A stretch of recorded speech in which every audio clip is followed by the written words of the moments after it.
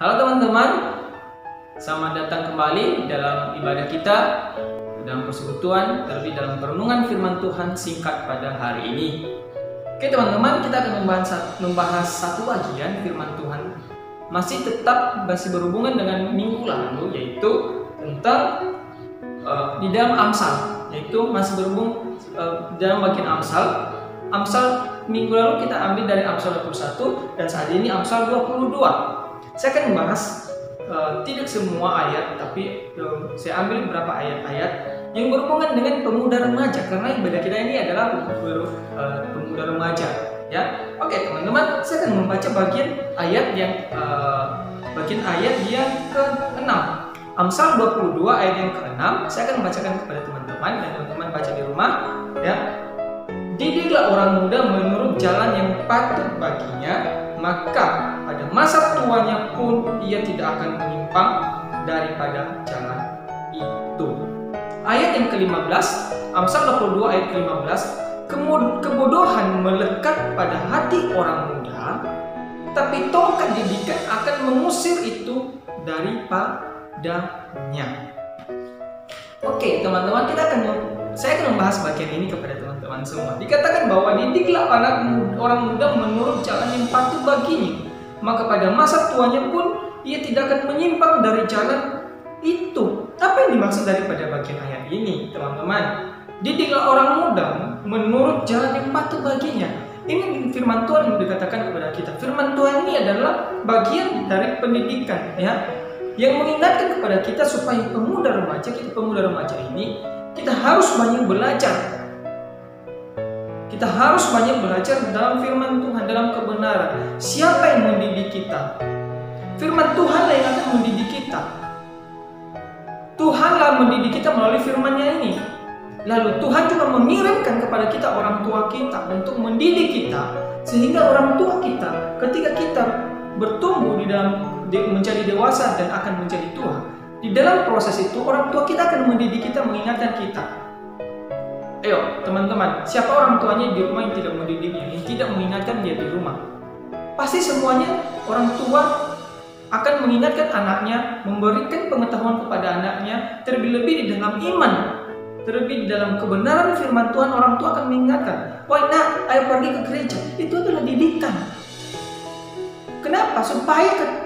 Agar kedepannya ketika kita sudah beranjak dewasa dan menuju tua, ketika kita memiliki suatu masalah, kita bisa mengambil satu keputusan yang benar, mengambil suatu tindakan yang baik, yang benar di hadapan Tuhan dan juga di hadapan manusia. Tidak ada suatu yang membuat kita ragu dan mengambil tindakan yang konyol. Makanya dikatakan bahwa didiklah orang muda menurut jalan yang patut baginya, maka masa tuanya atau masa depannya pun ia tidak akan menyimpang daripada jalan itu. Jalan itu maksudnya apa?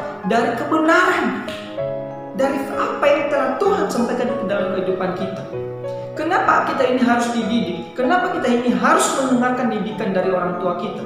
Karena dikatakan di ayat 15, kebodohan melekat pada hati orang muda, tetapi tongkat didikan akan mengusir itu daripadanya. Karena kita ini masih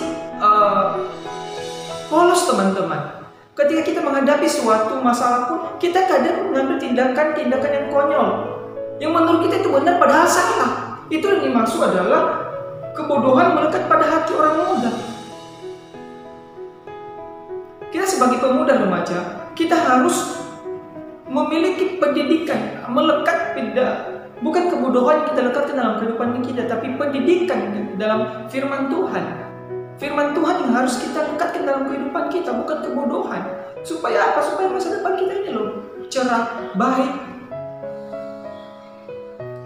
Iman kita ini kita harus tumbuhkan, bukan kebodohan yang kita tumbuhkan, yang kita jadikan suatu pedoman dalam kehidupan kita. Tapi iman kita harus bertumbuh dalam kebenaran firman Tuhan. Kebodohan melekat di hati orang muda. Banyak di antara kita mengambil tindakan-tindakan yang konyol, yang kurang baik, yang membuat orang lain salah persepsi terhadap kita. Ketika orang tua kita tidak mengikuti apa yang kita inginkan, kita marah. Itu adalah kebodohan teman-teman. Tapi ketika kita sudah mengetahui firman Tuhan, kebodohan itu akan sirna di dalam kehidupan kita, akan hilang jika kita berpegang kepada firman Tuhan. Karena dikatakan tongkat didikan akan mengusir itu daripadanya. Tongkat pendidikan itu apa? Yang akan mengusir kebodohan itu apa? Di Amsal 1 ayat 7, yaitu mengatakan takut akan Tuhan, ya, adalah permulaan dari pengetahuan itu sendiri, tapi orang bodoh membuang pendidikan itu sendiri. Ya, teman-teman bisa baca nanti di Amsal 1 ayat 7. Kita harus takut akan Tuhan. Orang yang takut akan Tuhan adalah orang yang berpendidikan.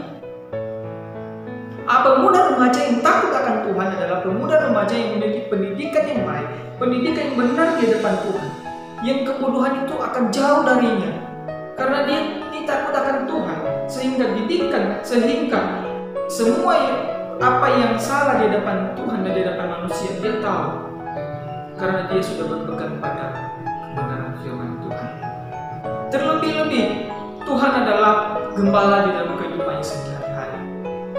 Teman-teman, pada renungan singkat pada hari ini saya mengatakan kepada kita, marilah kita sebagai pemuda remaja, jangan kita lekatkan hati kita pada kebodohan, jangan melekatkan pikiran kita yang tidak baik di depan Tuhan. Kita ini adalah orang-orang yang telah diselamatkan.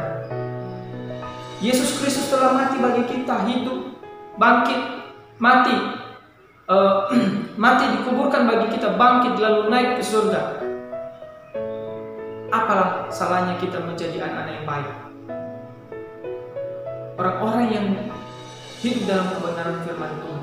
Kalau Kristus sendiri hidup datang ke dunia untuk kita, hanya untuk kita, berkorban bagi kita, apa kita mau menyia-nyiakan itu?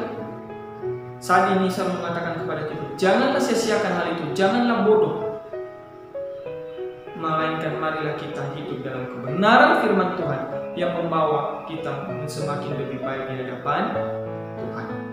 Ingat firman Tuhan, takut akan Tuhan, supaya masa depan kita sebagai pemuda remaja lebih baik.